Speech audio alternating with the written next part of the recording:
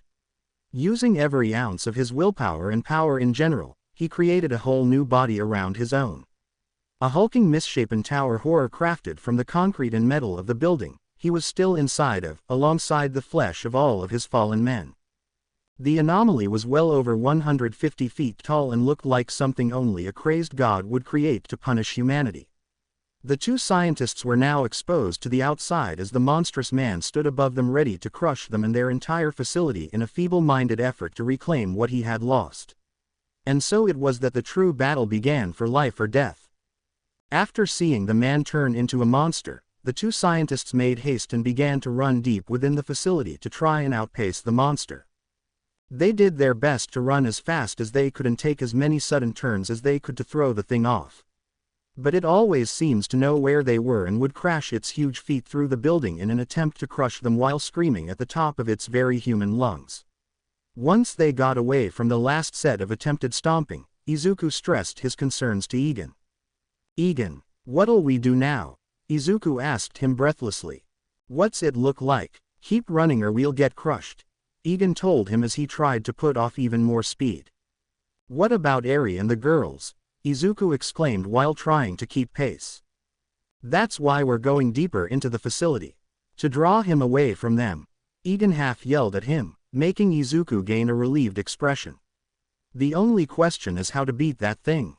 By the time any hero strong enough to deal with it shows up, we'll all be crushed," Egan stressed as they both made a sharp right. "We have to throw everything at it," Izuku offered. "Everything is broken or offline. Anything that was left has been absorbed by that thing's body," Egan shouted back as a huge fist hit the ceiling but didn't break through. Suddenly Egan got a call on his phone and as he picked it up, Kira began to say, "Sir. Why has a giant monster?" But Egan cut her off and exclaimed, "No time for that. Send an announcement to evacuate."